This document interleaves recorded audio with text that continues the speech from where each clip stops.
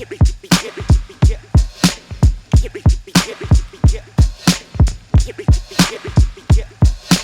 Quote Goats Podcast.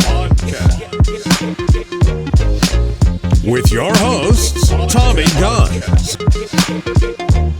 The Quote Goats Podcast. I'm out here, man. Look, from the outside looking in to crazy America. You know what I'm saying? That it is. That it is. But I appreciate you sitting down with me and, you know what I'm saying, doing a little episode with me and stuff, man. No problem. I checked out some of the podcasts. I like the things that you're talking about, so I think this should be interesting. Appreciate it. I just do it pretty casually. I just go straight into it, you know, and I spruce it up in the posts. I just like to go straight into the conversation, you know. No like crazy introductions or like theatrics or anything like that. Yeah. I'm pretty new to the space. You know, I started my podcast like maybe a year ago. And at first it was like more fun, just like hanging out with people, talking about whatever popped up and stuff. But then I kind of branched out and started doing it myself. And I came across you for the first time, I think, on Brandon Tatum's show. Okay. I think you were doing a live stream with him with Amala before she blew up like she blew up now, and another guy I can't remember. And before I get all into that, the first question, or the one big question I have for you, is like what is your mission as far as doing this? Do you because I see you comment on a lot of like black and white issues, and like you kind of call like the black community out for its like hypocrisy a lot, you know? Right. And I'm sure you get a lot of backlash from it, from the community, air quotes, you know what I'm saying? Right.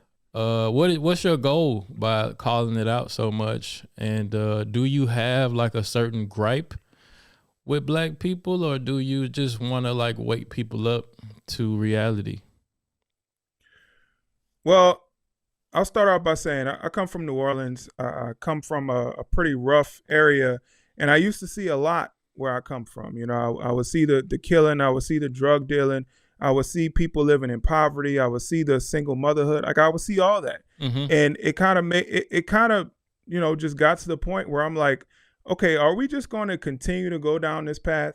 You know what I'm saying? Like, are we gonna wake up and do something about it? Because it seemed like people were just making excuses for the reason that we were in these situations that we're in. And I said, you know what? I think that the media is doing a lot to keep black people in these situations. Like they must have some kind of ulterior motive to keep black people in these situations so they can continue to vote for a certain political party. So I say, you know what? I want to see black people do better. I want to see black people get out of the hood. I want to see black people get out of poverty. I want to see black people doing amazing things because I know we're capable of doing that. But as long as we continue to be held down by these narratives about racism, about white supremacy, about white people just trying to hold black people down, then we'll never get out of the situation that we're in. So my platform was designed to wake people up. Yeah. It was designed to tell black people, hey, everything that you've been hearing in the media and these Democrat politicians have been telling you is 100% false. And I'm going to show you the evidence to back up why I'm saying what I'm saying. So a lot of the stuff that I'm posting is geared to waking up that population so they can get out of the situation that they're in. Because I think the only way that you can start to solve a problem is if the people identify that the problem exists. And that's what I'm trying to do. Right. That was very well articulated there. Appreciate that. Yeah, because, you know, back to like when I discovered you and like Brandon Tatum and stuff, I don't know. I don't remember how I came across y'all on YouTube, But I remember the first few videos of Brandon's I saw, you know, I was kind of like, who is this black dude? Like, always talking down on black people and stuff, you know? And it was pissing me off because I wasn't like in that mindset. So if you go to some of his older videos, I'm in the comments like, you what you, you don't know what you're talking about. You know what I'm saying? And but he, you know, him and you post pretty consistently. So, you know, I would watch him and like I would watch The Breakfast Club pretty religiously. And, you know, The Breakfast Club and Charlemagne, they pretty liberal and like they all about like the BS. And they like, I think they are part now in my mindset now, I think they are part of pushing a certain narrative and agenda, you know, but I was more married to that then. But even then, I would like see certain stuff like in how Charlemagne would word stuff and how he would, especially with the gay stuff, you know, how he used to have the dolls in the back of him and he would just defend anything like homosexual and stuff. And I used to not to shit on that community, but it would just be a blatant push of it, no matter what they did and what happened. You know what I'm saying? And I always felt a certain way about that. And I think it was always in the back of my head, like questioning whatever side. You know, I wouldn't watch Fox News because I felt like they had a certain narrative and they was the liars and CNN was telling the truth. Now I know it's all like a bunch of, you know, they both sides got a narrative and stuff. But on Brandon, I would come across his videos a lot and they would piss me off a lot. But the more I watched, the more logic I started to see in it, you know what I'm saying? And then I started watching Candace Owens, hated her at first, you know, coming from the hip hop community and stuff, because I used to be like a musician and rapper before I started to be a podcaster and stuff. But the more I dived into it, then like tried to disprove some of the stuff that they were saying to myself, went down that rabbit hole, and kind of figured out that they was saying a lot more truth than I kind of ever heard, because the other side kind of would rather you don't do any research and look at everything on the surface and like everything is racist, everything is this, black people are, you know, the lowest common denominator, they need help with this and that, we need affirmative action, you know, we held down from voting because black people too stupid to get IDs and stuff like that. You know, like all that stuff. And over time, watching you and Brandon kind of woke me up to it. And like, I wouldn't say it's like my sole mission in doing podcasting yet, because I haven't really found like my niche. But I find myself gravitating toward that a lot, because I see a lot of videos like, because for some reason, most of the black community thinks that like they can't be racist to white people, you know, like they think they have a pass to say any and everything about any other race, really, but especially white people. And like that always rubs me the wrong way, because I never, even before I kind of got woke up to the whole thing, I never had a gripe with white people, because I feel like white people in this day and age don't really have nothing to do with slavery and Jim Crow or whatever and stuff like that. You know what I'm saying? Yeah. So I don't know. I guess I just want to thank you and everybody who you associate with, like on that side, for like posting how y'all do and waking me up at least, so I can be a voice to black people too, because I feel like a lot of them using the PTSD of whatever they think racism is as a crutch in society. And I know when I post stuff, I know you get it way more than me probably, but they always call me a coon, a Uncle Tom, you know, like I hate myself, hate my skin color, you know, they never gonna see, you never gonna be one of them, you know what I'm saying? Like all that stuff. I'm sure you get that all the time. And how do you deal with it? Like, do it ever like get to you? No, actually it doesn't. I think when I first started doing this, the only thing that really got to me was when I found out the truth. I wanted to share the truth with everybody that I knew, like all my friends and family. I wanted to tell them, oh, did y'all know that this is happening? Did you know that the media is lying to us? Right. And then when I tried to do that, like I got so much backlash from people that I knew, and I pretty much got disowned from a lot of my friends. So that kind of hurt. That kind of hurt back then. But the more I started doing this, the more I started just getting into it and doing the research, the more I realized a lot of people out there are just basically brainwashed, and they don't know what they're talking about. They don't know what they're doing. They're not coming from a place of, I've done my own research, I know exactly what's going on. They're coming from a place of ignorance. Right. So if you know that people are coming from a place of ignorance, it's like, okay, how can I get offended when they attack me? Because it's basically, for me, and I'll keep it real with you, I treat these people like, the retarded kid in the classroom, right? Like if the retarded kid in the classroom was calling you names, you wouldn't feel hurt or offended by it because they're retarded.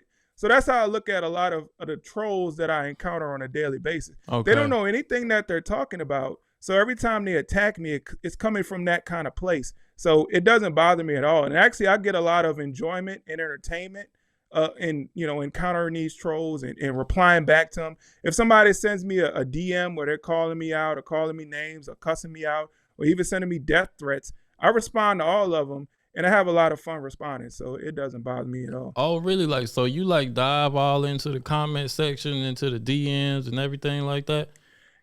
Yeah, I don't get all into the comments because I get a lot of them, so I can't really sift through all that. Okay. I believe, anybody who makes a comment on one of my posts, it's a free speech platform. So if you say anything, I'm not going to tell you, hey, you shouldn't say that, like either side. If somebody's saying bad things about white people in my comments, I'm not going to say anything. If somebody's saying bad things about black people in my comments, I'm not going to say anything. If they're attacking me, I'm probably not going to say anything unless I have some kind of response that I, will kind of drive my point across. But for the most part, it's not really something that I engage in too much. But if they send me a DM, that's fair game. Like I'm looking forward to it. If you send me a DM, if you took the time out of your busy day to send me a DM, jump in my inbox, I'm going to respond to you. You may not like my response, but I'm going to respond. Oh, okay. I got you. Cause sometimes, like I said, I'm new to it, so I dive into I just started getting I've been getting a lot of engagement on TikTok, for a while now, but I just recently started getting a lot of engagement on Instagram, and it's a totally different crowd on Instagram, and people really come at you, and I'm not gonna lie, sometimes. Me being new to it, it kind of get to me because I'm not as versed as you are, you know what I'm saying, yet. So I'm not totally solidified in all these beliefs yet, but I know it's the right path to be going down. So, if I reply to a comment, I'll do a little bit more research and make sure what I say is making factual sense, you know what I'm saying? Because I kind of pride myself in this being real and not satirical. I mean, I'm funny. I'll get them off. I'm trying not to cuss, but I'll get at somebody in the comments. I'm funny, you know what I'm saying? But you can't really win on the internet, because they'll always come back with some stupid line and just make me. Like you say, the retarded kid in the class. That's a good way to put it. And I noticed that you also comment on the whole trans issue a lot, or you post a lot about it and stuff. Cause and I do too, because sometimes I'm like, am I posting about this too much? Because it's I do a lot of research to be able to talk about what I'll talk about, on my show on a daily basis and stuff. And the majority of what I see is insane trans news, That's true. At first I was like, oh, I don't want to come off as a transphobe or something like that. But I've gotten to the point where that word doesn't even mean anything to me anymore, because it's like any criticism that you have towards them is, you know, some kind of transphobic. And so I'm like, what does that even mean anymore? You know, you can't make a joke about them. You can't point out, you know, any like hypocritical fact about them. You can't tell the truth. And I pride myself on telling the truth. You know what I'm saying? When it comes to like, and I think, because I also talked to a guy named Buck Angel. You familiar with him? I don't think I've heard of Buck Angel. I think he was on Jubilee with Brandon once. Okay. He's like a 60-year-old. Well, it's a biological woman that's 60 years old and was one of the first people to transition I medically. did see him. Yeah. Mm-hmm. And I did an interview with him, and he really looks like a dude, to the point when I say him, I don't even like feel jarred. But he's like, he like kind of did it for himself, and he's not with the whole new agenda of the trans people trying to convince people that they're actually the sex that they're like presenting as. Mm-hmm. And he's a part of the whole Gays Against Groomers organization that's trying to keep that agenda out of schools and out of kids. You know, he's against the whole indoctrination thing because, in my opinion, he wanted the real people who like has gender dysphoria and is aware of it, and transition to like, you know, kind of quell the demons in his own brain. But he don't care if somebody call him a he or a she. You know, he don't get hung up on the pronouns and nothing like that. Real cool person. Mm-hmm. And what I don't like about the trans movement, because I think people wouldn't care if they just did their own thing and wasn't trying to change everybody else's opinion, you know, and trying to like ram this nonsense down people's throat. You know what I'm saying? As far as the sports, like Leah Thomas, and what do you think about the whole trans agenda? Like, what do you think is leading to? I think it'll lead to the destruction of our country. I think that's the path that we're going down, when they're trying to change our language and the way that we interact with people based on this ideology, which I believe it's more like a religion. It has replaced religion in their lives and a lot of people's lives, because they have this sort of allegiance to the LGBTQ community. And I think that, you know, people, it's a free country, right? We always say that it's a free country. If you want to identify as a woman, whatever, you're free to do that. Mm-hmm. But when you try to change my view and how I see you and how I see what you're doing, and if I say something negative about it, or if I just criticize the ideology, then I can get banned on social media. I can get fired from my job and different things like that. I think that's when it becomes like, you know, it's just overbearing. It's an overreach in terms of what they're doing. And I think that we got to speak out about it. If we don't, then they'll just be able to get away with changing the way that we live our lives based on how they see the world. You know, we used to have a certain way that, you know, everybody thought, okay, a woman, if you're born a biological female, you grow up a woman. If you're born a biological male, you grow up a man. Right. So that's something that's facts, right? That's biology. Yes. But now they're trying to change biology.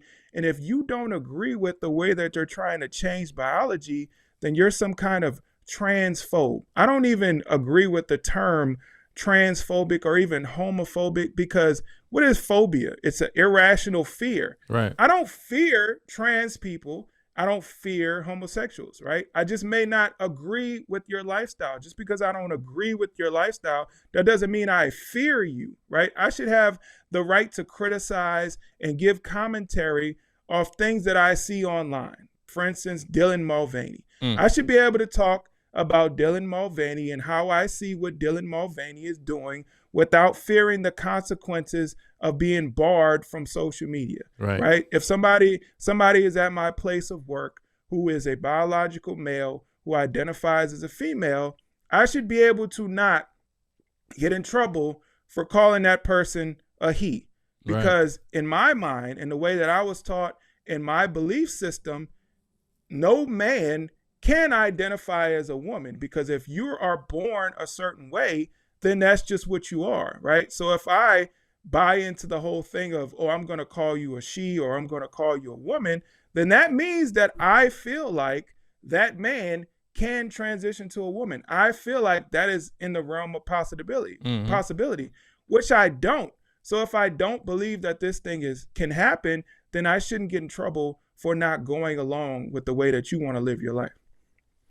I completely agree with that, man. And I think they preference the whole thing off of them kind of holding themselves hostage, so to speak, you know, like, oh, but if you don't go along with how they feel, they could kill themselves. The suicide rates of trans people. Like, what do I have to do with somebody else and like them harming themselves? You know what I'm saying? They try to say like, oh, their lives are at stake. Their lives are at stake because of who? Because of them. It's not like somebody's holding somebody, some other entity has them held at gunpoint at hostage and say, call them a woman or else. It's them like holding their own life in like, and it's all based on like what society chooses to see them as. And that's just, I'm sorry, it's like, it's insane to me. But I think a lot of other things led to this, and it's a slippery slope. You know what I'm saying? As one thing gets accepted, another thing gets accepted. You know, I saw today, like I made a video about the Mr. Beast co-host guy, the guy Chris Tyson, I think. Yep. And my biggest gripe about him is him like leaving his wife and his kid to like become a woman and stuff. That's like the most despicable part of it for me, and the tweets about him like liking kind of child porn and stuff like that. Yep. And you know, when I made the video, people was kind of like defending him, like, oh, people get divorced every day. He need to like let him live his truth. Why you care? That's one of the favorite things they say, like, why you care so much? I mean, and what would you say to that question when somebody like he hit you with that, the why you care? Well, people have this idea that, you know, people should be able to do whatever they want and it's not really an issue for you. But people like that, Mr. Beast is watched by a lot of children. Right. My son, who's 7 years old, has watched Mr. Beast. He doesn't watch it anymore, but he has watched Mr. Beast. So when you have the co-host or whatever you want to call him, a friend of Mr. Beast who's been on the show, when you have somebody like that who's a biological male presenting as a woman, then this person is put in front of little children, right? So you have this type of lifestyle that's put in front of little children. So that's when it comes into play. Well, it does affect me because it's going to affect my child. Even if you have somebody who's doing this, say you have a kid who's doing this at school, and then you have that person is in front of your child. So a lot of things that these people are doing are going to be in front of you and going to be in front of your children. Now, you can do everything in your power to try to instill those values into your children. Hey, we don't do this, like we don't believe in this. But at the end of the day, the schools, the children that they're around, and the things that they watch have a big influence on them.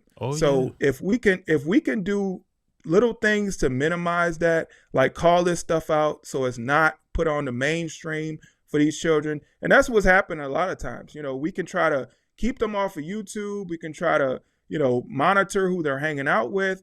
But with this agenda that they're pushing, there's a lot of this stuff that's going to end up on mainstream television, right? You could be watching an award show with your family. Like, you know, you're into music. I love music as well. So if I'm watching the Grammys with my family because, hey, I thought that would be a family-friendly show. Right. And then you see this, then you see homosexuality, then you see transgender and all this stuff on these things that you thought was family friendly. So this stuff does affect us. It does affect me personally. It affects all of us. So that's why we have to pay attention to what's going on. And that's why we have to call this stuff out. Yeah, I totally agree. A lot of it, I think and I think they know what they're doing, because it's no secret that it's like a big boom of like transgender kids in this day and age, right? And that's it's not a coincidence, you know what I'm saying? Because it is everywhere. It's in the cartoons, it's in the books, it's in the, like you said, it's on the award shows, it's everywhere you turn your head. It's some trans stuff going on. It's some drag queen stuff going on. Drag queen story hour, pride this, pride flag here. But at the same time, they want to either dismiss or ignore the whole social, what they call it, social contagion aspect of it. And they act like, oh, if a kid is going to be like that, they're just going to be like that. And it don't matter what they see. And I think that's the biggest BS in the world. Like, if that wasn't the case, they wouldn't be fighting so hard to take Christianity or any religion out of school and put whatever gender studies class or hire some blue-haired teacher and allow the teacher to talk about their sexual. I seen so many TikToks of teachers openly admitting to how they talk about their sexuality to their like young, like middle school and younger classes, like explaining to them why they call themselves a he or a zim or a zer, you know. And I think it's like ludicrous to act like as an adult you don't know, or you haven't experienced a stage in your childhood where you were like very impressionable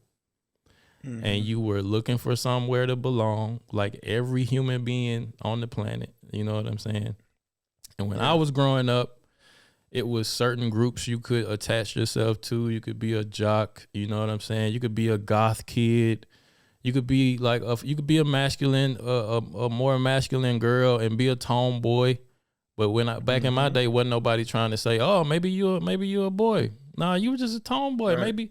Maybe you was on the basketball team and you got turned out for that season. You know what I'm saying? Like, but you probably grew up to have some kids and have a husband though. But not these days, because they're gonna push it like you probably a dude. They're gonna put you in some kind of therapy, some gender affirming therapy, put you on some hormones, do some irreversible stuff to you.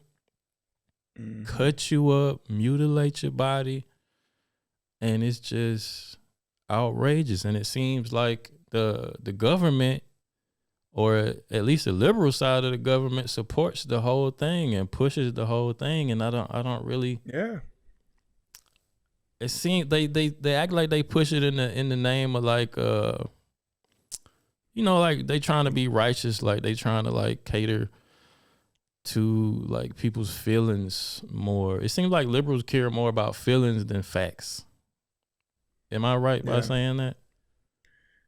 Yeah, absolutely. And they're pushing this in the name of inclusion, but I don't think they really believe in inclusion. And I think that Democrats, there's an ulterior motive to pushing this LGBTQ stuff on children. And that's because if you look at their voter base, most LGBTQ people vote Democrat.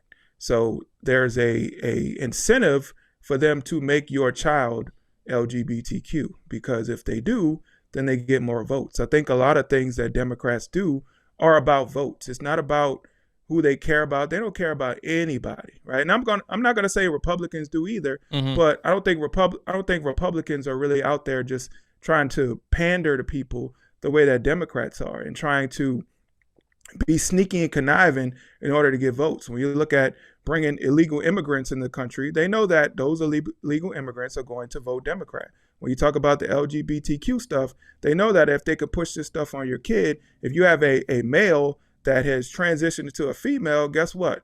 That transitioning male is going to be a lifetime Democrat now. They know that their number one their number one opposition is straight white males, right? Yeah. They already got the black vote in the bag. So guess what? They ain't worried about us anymore, right? They're trying to make sure that they can have their vote, the LGBTQ vote, from now until the end of time. So they're trying to get LGBTQ people to feel like, well, Democrats are the only people that want to include you in everything. And they're trying to push this whole ideology about children. Well, trans children, we have to protect trans children. No, we have to protect regular children from being pushed into becoming trans by their clueless parents and by these woke teachers that are only trying to push their ideology off on them, because let's be honest, a lot of these teachers are groomers, right, and just want to create more victims for themselves. Just like I saw this story today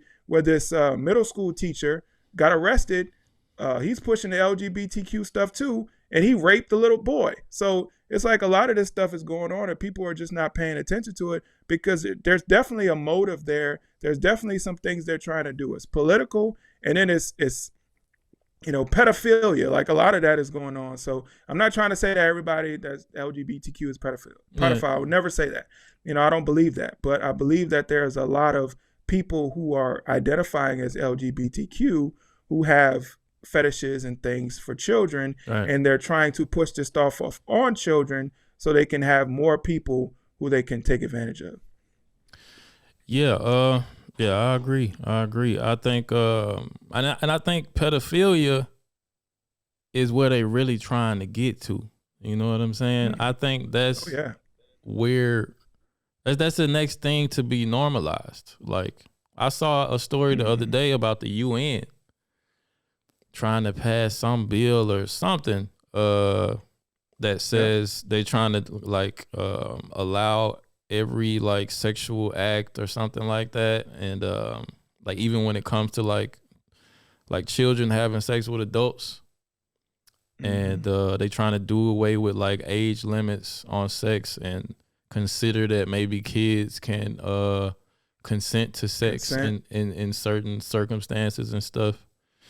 And a few years ago, I already saw TED Talks with people trying to destigmatize the word, destigmatize people who are pedophiles by renaming them and calling them minor attracted people, and trying to push the idea that it's a sexual preference, just like being straight or gay or bi or something like that. Like, they can't help it,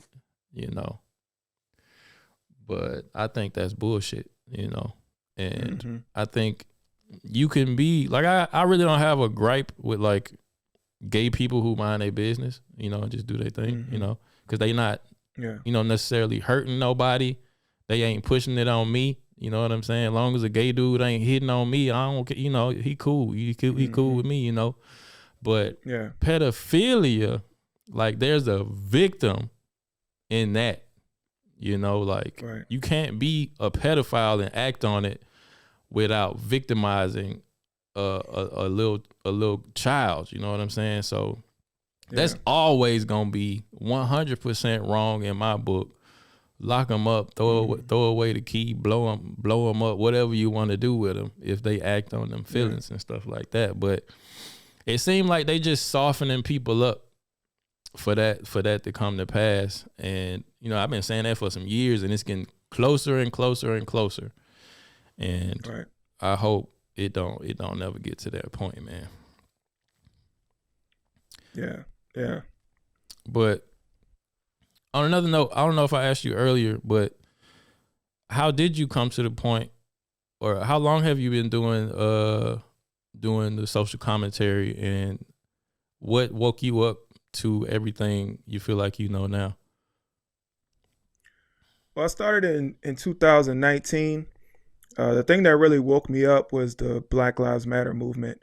I remember the situation that happened with Mike Brown. Now, I was a liberal for most of my life.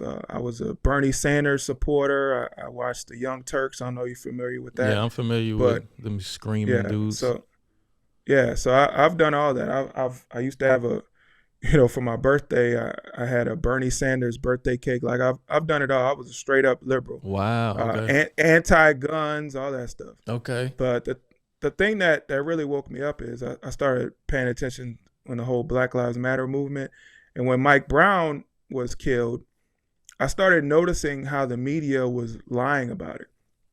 Now, I've been black my whole life, and the narratives that they were putting out there about these innocent black men that were just shot and killed for no reason by police just didn't really sit right with me. I just thought that don't even make any sense. Like, I know how black people are, and we don't take stuff lying down, right? Mm-hmm. We're not just going to allow somebody to just mess over us like that. We're going to have something to say. We're going to fight back. That's just what we do, right?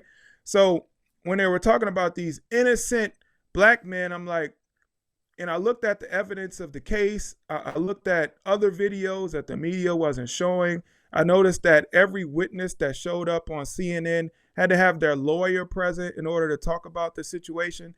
So I'm like, that don't really make any sense. So the more I started looking into that situation, the more I started noticing how the media was lying.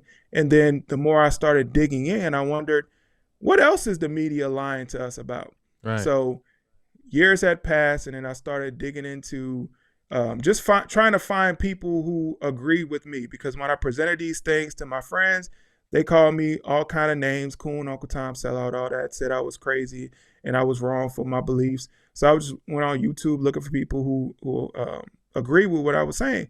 And the first person I found, I don't know if you're familiar with this guy, but his name is Tommy Sotomayor. Yeah, I'm familiar with Tommy Sotomayor. Yeah. So I started watching Tommy Sotomayor, and I'm like, wow, I kind of found somebody. Now, he goes in on black women. I don't go that hard, but he go in. A lot of stuff. Yeah, he go way in. Not all, but most. That's what Right. Right. So a lot of stuff you were saying, I'm like, yeah, there's some validity to a lot of that stuff. So I was listening to Tommy Sotomayor. Then it kind of pushed me in the direction of other conservatives. Then I found Anthony Brian Logan, started listening to him. And then it kind of made me realize that maybe I'm not a liberal. So because I agreed with a lot of the stuff that Anthony Brian Logan was talking about, then I found Candace Owens and Brandon Tatum. Yep. Now, this was way early on. So I'm like, maybe I'm not a liberal. Maybe I'm a conservative. And the reason that my friends don't agree with me is because they're not conservative, right? They don't have the same values. Right. So when I started just digging more into it, I'm like, you know what? I am a conservative, and I'm very at home with conservative values. Then everything just changed from there. I changed my stance on guns. I changed my stance on abortion and a lot of things. And then I started looking more into Donald Trump. And I noticed that the media was lying to us about Black Lives Matter. Maybe they're lying to us about Donald Trump. No. When I started looking into that, I'm like, oh, crap. They really are lying to us about Donald Trump. When they're talking about, he said that all Mexicans were rapists and murderers. I looked at the real video. I'm like, nope, he didn't say that. When they talked about, he said there were fine people on both sides. I looked at the original video. I'm like, nope, he didn't say that. He actually said he called out the Ku Klux Klan and the white supremacists and neo-Nazis and all that in that same video. But the media wasn't telling us that. So that's when I decided to create my platform. I say, you know what? There's a lot of things that the media is lying to us about. And the people who are calling me names, my friends and family, they just don't know what's really going on. So I said, I want to wake people up.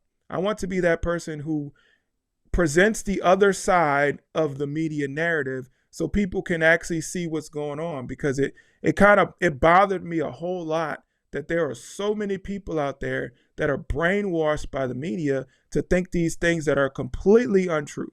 Right.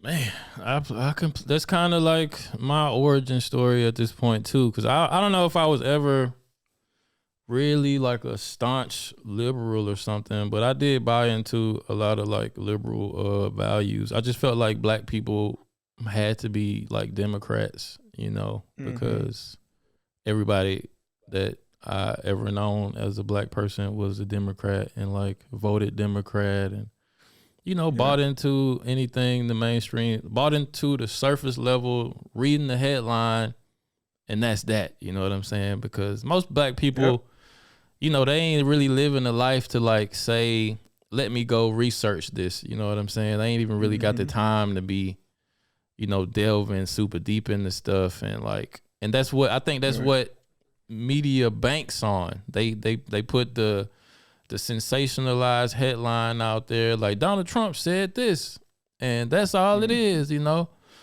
And I haven't really went down the Donald Trump rabbit hole, but I used to be kind of on the side of, I would never vote for him, but I was also kind of on the side of like, I'm never going to vote because anybody who's the president is just a puppet anyway.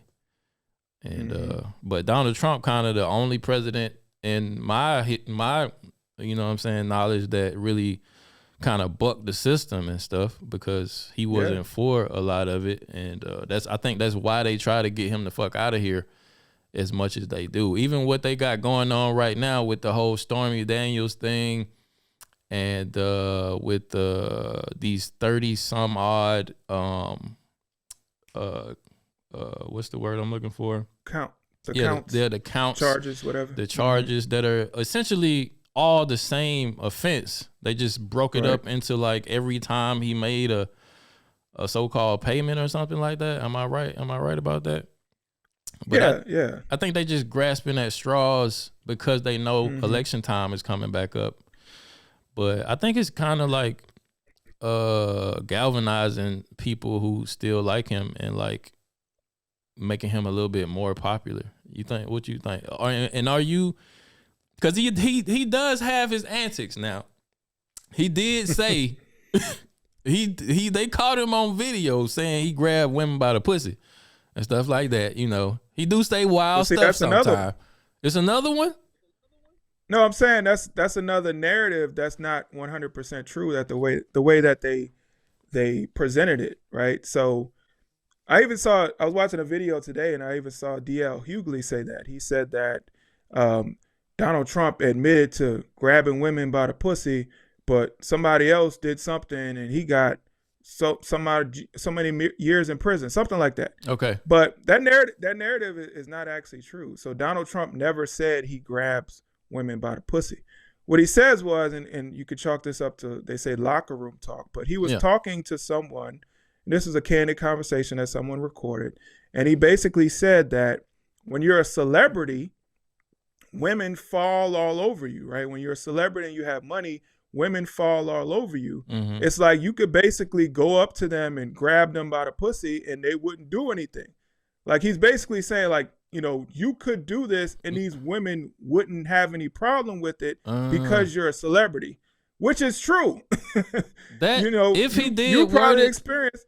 I'm gonna have to go back and listen to that. But if he did word it like that, it is different. Yeah, that's what he said. I'm telling you, you can go back and listen to it. That's what he said. Because I remember it was like you could actually do this. Huh? Yeah, I remember it was kind of like a Access Hollywood. They was in like a trailer with the dude that got fired afterwards, and he was like, "Yeah, you can just go." It seemed like he said because of how they spun it, but it seemed like he said, "Yeah, I just go grab him by the pussy because I'm so famous." You know what I'm saying? I think that's what's in most people's mind. Yeah, that's what. Right, and that's why the headlines are so important. Like it's just the headlines that people pay attention to. So when you just present that to people, they won't do their own research. They're gonna just say, "Oh, well, Donald Trump says he grabs women by the pussy." Well, that's not actually what happened. He was just saying when you're a celebrity, women allow you to do whatever you want. Like I think he in that same interview he just talked about like women just allow you to go up and kiss them, like whatever. Like they don't care because you're a celebrity and you have money. Which, like I said, it's a true statement. People know about groupies. Groupies will allow you to do anything to them. Like they just don't care. They want to be around celebrities. They want to be around powerful people. So that's what Donald Trump was talking about. I never really looked at it at that angle before, but I can even attest to that because, I ain't never been on Donald Trump level, but, I done had my heyday over here in Germany.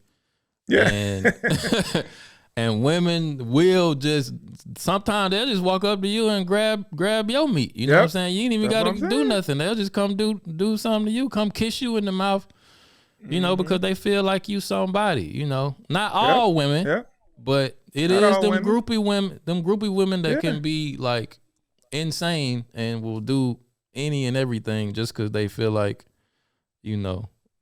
you that dude. You know what I'm saying? And Donald Trump being a billionaire and as famous as he's been all his life, I'm sure he's had some crazy things happen. Absolutely. So I don't put it past anybody who probably allowed him or whatever. But I mean, that's what happened with this whole Me Too movement. You had a lot of these women that were groupies and allowing men to do stuff to them, and then they later regretted it. And now years later, you're like, oh, I've been raped or I've been assaulted. Like, no, you allowed that to happen, and you just want your payday because it's popular right now for women to get their payday off things that happened that they consented to back then, but changed their mind later on, which is, you can't change your mind after it happened. Yeah, that's the craziest thing about the Me Too movement to me, and how they did like Bill Cosby, and even, you know, if I dare say it, Harvey Weinstein. You know what I'm saying? Because all these women who, not all of them, but a few of them, like, are like Hollywood darlings, like, because he probably gave them an ultimatum, you know, whether it was good or bad. And he was like, if you do this, then I'll make you a star. And he had the clout and the power to do it. And they was like, all right. And they did it with this nasty old dude. Because they was like, I've seen him make this person a star, that person a star. I want this. So I'm going to do it. And then 20, 30 years later, they be like, oh, he used his power against me. But you used his power too. You gave it up. And now he got to go to prison because of it. Yeah. I mean, you know, I ain't trying to like condone like rape, but is that it's not like it's like a rape where a man like completely like overpowers a woman, holds her down, is violent with it and stuff like that, and then you got coercion. And they try to lump all of them into the same box, you know. Yeah, that's different to me. Yeah, it's a little different, you know what I'm saying? But you got what happened with R. Kelly. You know, there was a lot of those girls that were being pushed on him by their moms, you know. Right. There's text messages that came up of how the mom was basically telling the woman or telling the little girl, and I'm gonna say woman, the little girl, how to seduce R. Kelly. So it's like it's crazy, you know, what we're seeing with these situations, and how a lot of these women, they're putting themselves in these situations and then regretting it later. And then we have a lot of these parents that are actually putting their children, their daughters, in these situations as well. Yeah, I mean, I can definitely see it. You know, you got R. Kelly, one of the greatest songwriters of all time, you know, and but he said some crazy stuff though, man. You got to admit he said some crazy things, and he wasn't I'm not making any excuses for R. Kelly peeing on a little 14-year-old girl, and you know he got asked like point blank in an interview, like, do you like little kids? And he said something about like, how old we talking about, something like that. Like that's crazy. Yeah, that's crazy. I mean, he always gonna be like one of the greatest songwriters of all time, but I think if anybody deserved to be in jail, it's probably him.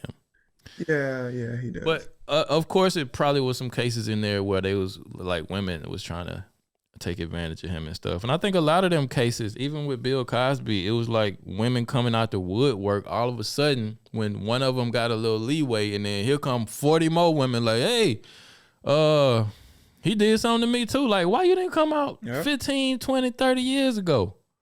You know what I'm saying? It's just weird. And then they tried to push the whole believe all women thing behind the Me Too movement. Like, no matter what, no evidence, no DNA, no nothing. Just because I said this and I shed some tears when I said it, believe me 100% because I'm a woman.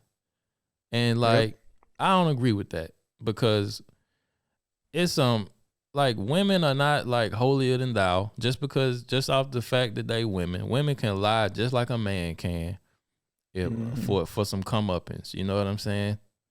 Especially now when women, like, you know, they equal to us. So ain't no damsel in distress no more. You know what I'm saying?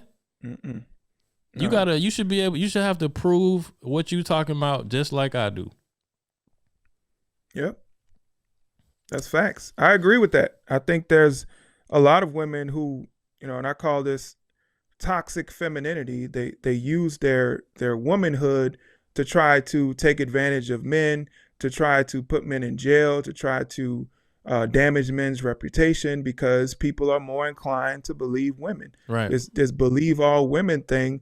I think even before the movement, I think that was just a fact of life, that a lot of people, when a woman came to them and said, hey, this man did this, if it was your sister or your cousin or whatever, and they said, hey, a man raped me or a man hit me or whatever, you wouldn't have to ask them, okay, show me evidence. Like, you would go and you'd be ready to fight that dude. You know what I'm saying? Yeah, immediately. So that's just something that was right. That was just something that was just embedded in us as men to protect women. That's something that we will continue to do until the end of time. But there's a lot of women who take advantage of that, and they use that to get their come up. They use that to get money.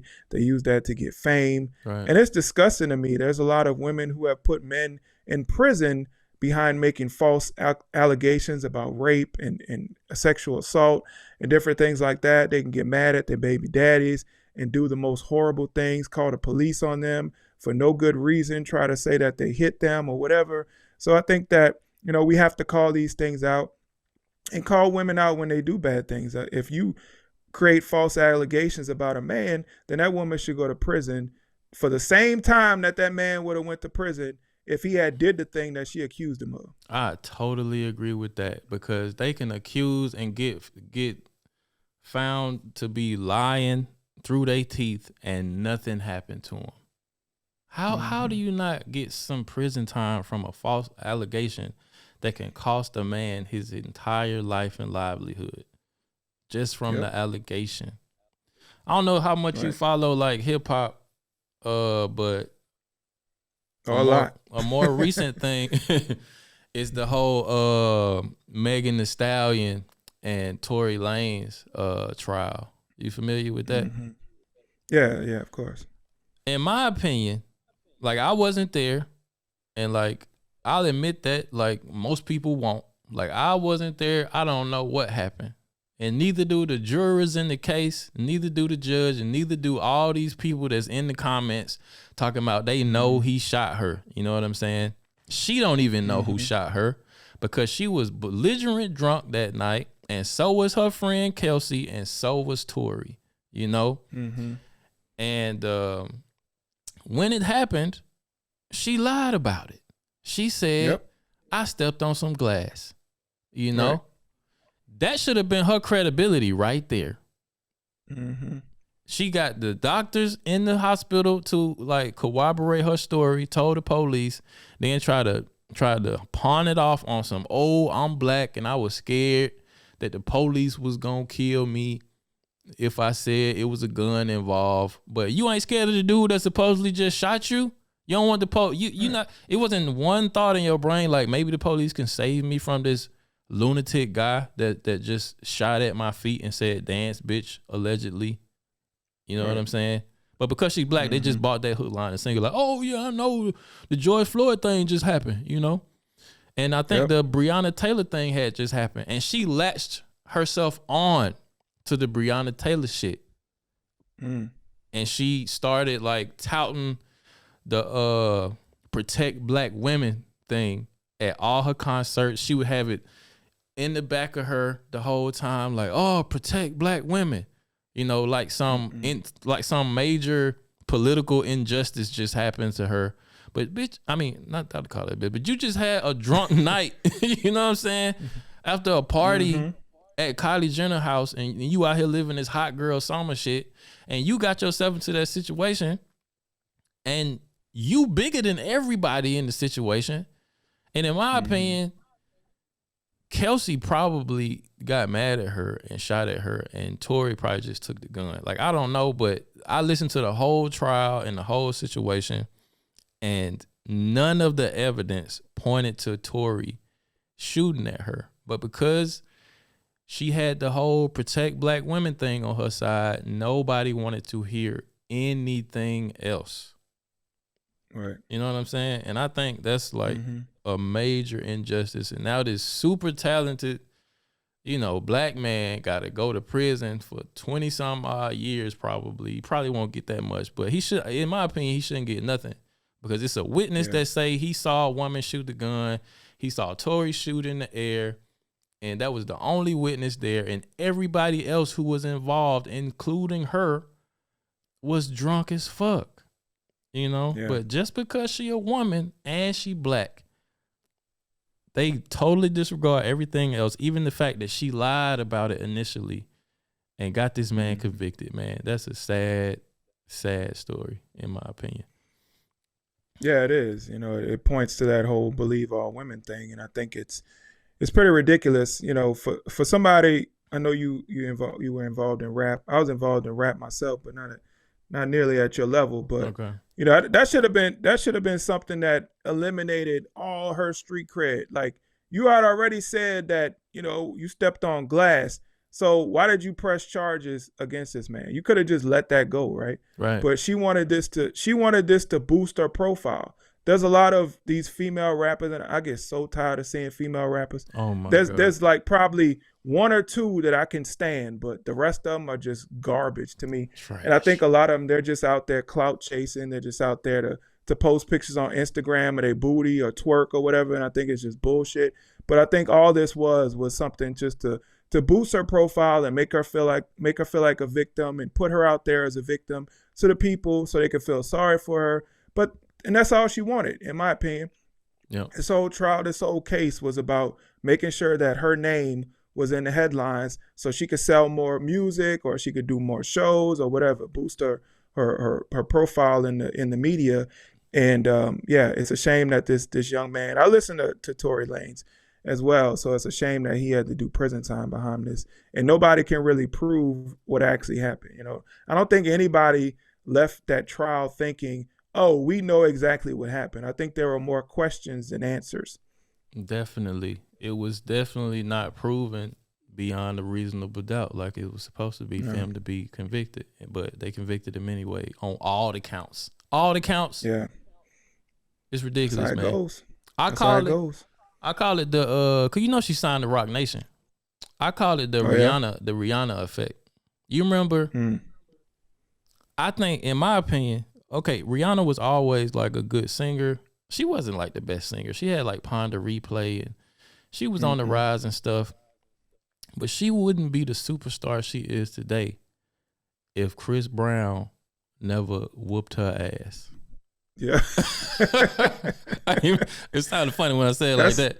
But that's facts. She wouldn't be if it wasn't for all that controversy and her being in the media constantly, especially like how concentrated media was back then, and it wasn't like all over the internet. It was all in the tabloids, and like her and Chris Brown. Like, Chris Brown got infamous from that situation, and she was like a media darling, and everybody was like, "Oh, we gotta protect Rihanna. This man just beat her up. How could he do that? We gotta lift her up." And everything she did was gold and platinum after that. She could do no wrong. You know what I'm saying? Because she got her ass beat. And then Chris Brown couldn't even say nothing about what she did until years later, or it just would have made him look even worse, Yep. And that's true. Yeah. And the same company is representing Meg Thee Stallion. And after she got shot in the foot, supposedly, and how you get shot in the foot and then you twerking in some heels in the WAP video 2 weeks after that and shit. That don't make no goddamn sense. But you see, she got a whole bunch of opportunities after that. She was in all kind of movies and TV shows. She getting award after award after award. And what you getting awards for? You just shaking your ass. That's all she does. You just talking about sex in every song and how promiscuous you are and stuff. What is excellent enough about that to be given I don't know, did she win a Grammy or something? She won something. I can't remember what it was. But she won like a few I think it was a Grammy. I think it was a Grammy. Or a Billboard award or something like that. She won a lot of like illustrious awards and stuff. And like, she's still getting looks, which I don't understand. Just like I don't understand how Cardi B became America's darling. You know what I'm saying? After being a stripper and admitting to like drugging men and all that shit. But I could go on all day about that, man. That's why I don't do music as much as I used to do no more, because I think I aged and common sensed myself out of it, because I just can't. Like, I see the stupidity and the ignorance in a lot of it now, especially with the, like you were saying, like the female rappers, well, and the male rappers, but I think a lot of female rappers are more prominent these days. Exactly. Because all they doing is like, you know, like a Ice Spice, like what talent does she have other than like grabbing her titties and turning around and showing her ass to the camera and stuff? And I guess that's all the fans want to see, you know what I'm saying? But I can't really, you know, get jiggy with it no more. Yeah, no, that's what the music industry has turned to these days. It's just twerking and talking about crazy stuff, like talking about sex. Like, I guess sex sells, sex will forever sell, but the way that they're doing it these days, they're not even putting any other kind of substance in it. It's just about probably money, sex, drugs. That's it. You know what I'm saying? Yeah, like, money, what sex, else are we talking about? Drugs, murder. Yeah, murder. That's it. Like, what else are we talking about? So I would say that, you know, rap music for me is kind of dead these days. I don't really pay attention to it. I don't pay attention to it too much. I love rap music. I listen to old rap music all day, every day. But the new music is just so whack. I tell this to people all the time, the only new music that sounds good is new music that sounds like old music. Like, that's just what it is, you know? I listen to a lot of R&B these days, a lot of like slower music and stuff like that, if it's new, and like a lot of like older stuff. But you know, most of the time I'm listening to more commentary these days and like YouTube videos and research and stuff than I'm like dumping my brain full of like, I'll kill you this type of way and I'll kill you that type of way, and you know, my pussy this, my pussy that. But the worst is the city girls. And the JT talking about her pussy in every verse and talking about how she like to get peed on and stuff. It's just ridiculous. Did you pause or? I couldn't hear you for a second. Oh, can you hear me now? Yeah, I can hear you now. Oh, okay. It was one more thing I wanted to get your comment on before we got out of here. Cause I saw I didn't really dive much into it, but maybe you can like enlighten me on it. Like, it was like a young guy that supposedly went to a guy's house and got shot in the head. Okay. And like, I think people still donating to his cause. I think last time I saw he got like $3 million. And you pointed out the fact that a little white girl got shot in the driveway and didn't get as much media coverage and didn't get nearly as much support money. Right.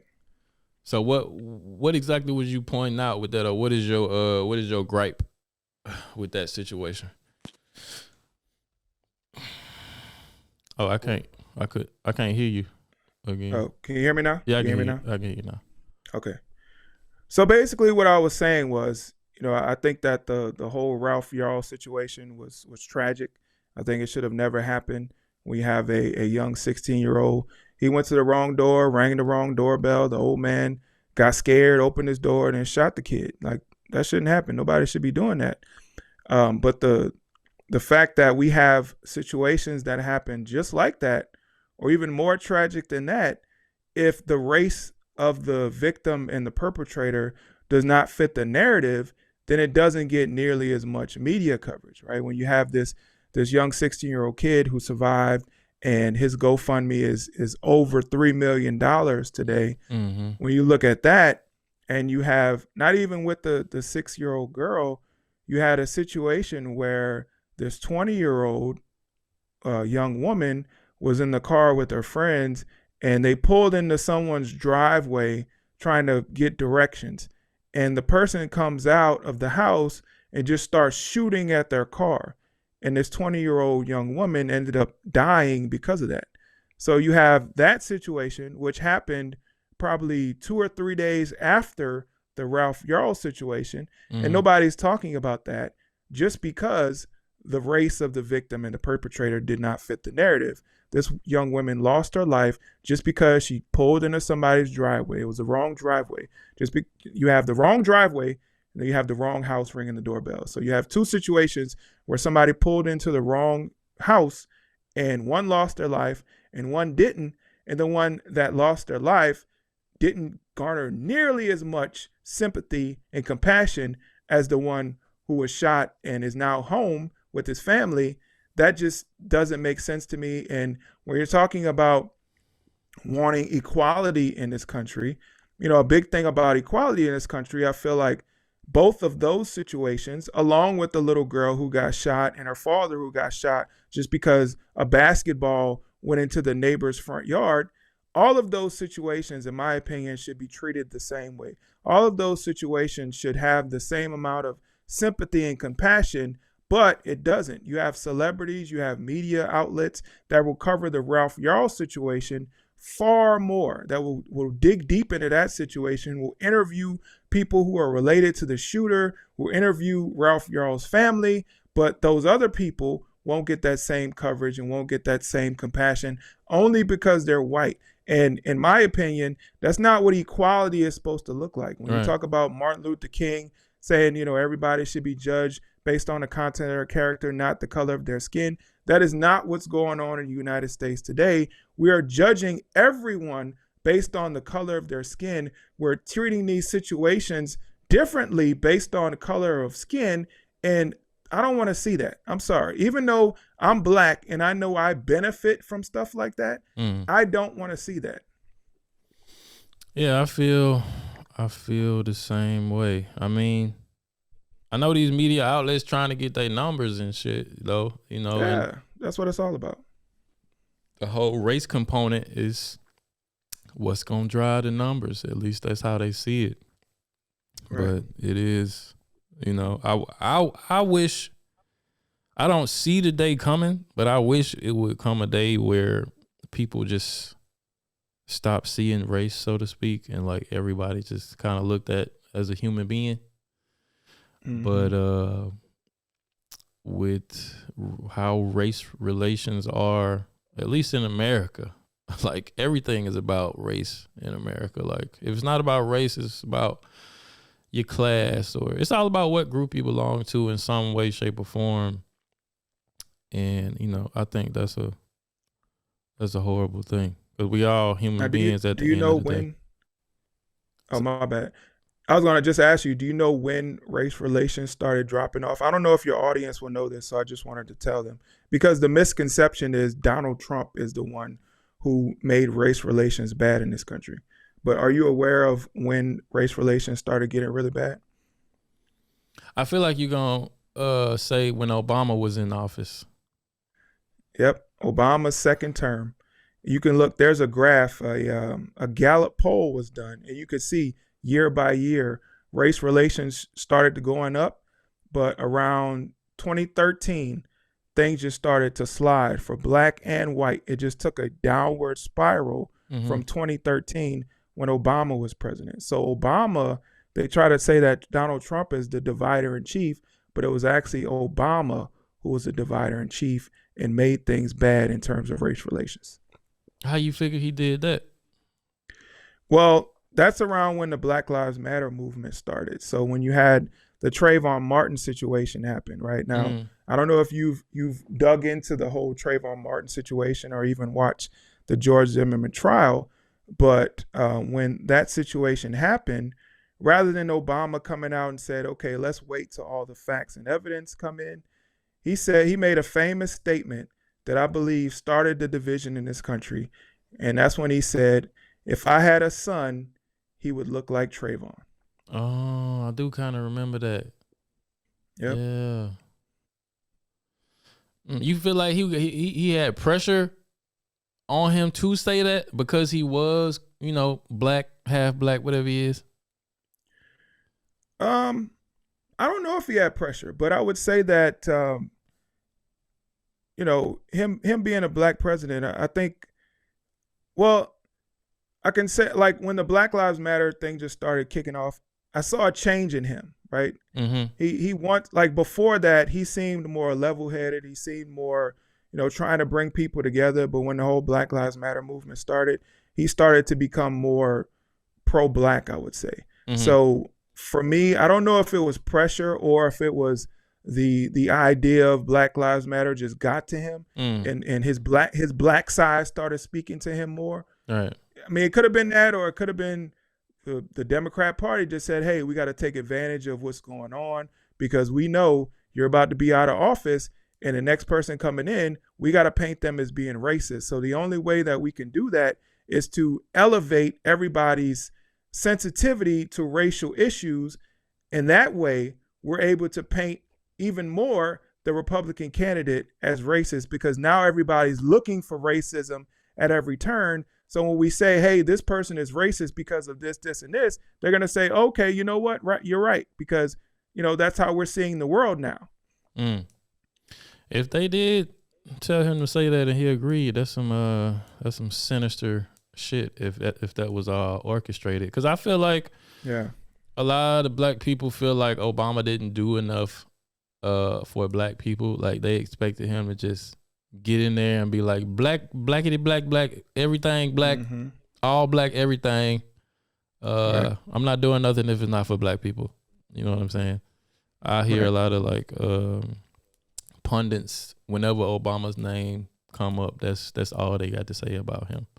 And I always felt like even if he was pro black and he wanted to do things for black people, he would have had to like kind of get in there and get in where he fit in first and then make some legislation for black people. And a lot of people feel like he never really a lot of people feel like Donald Trump did like way more than he ever did for black people, and Obama was more for the LGBT community when he was in there. He wasn't really studying black people. He was more about like getting rights for gay people and stuff.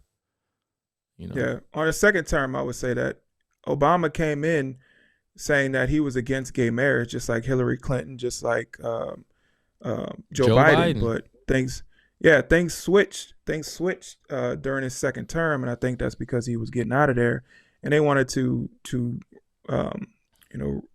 redo the fabric of this country, or disassemble this country to make it the way they wanted to, so they can paint whoever they wanted, however they wanted.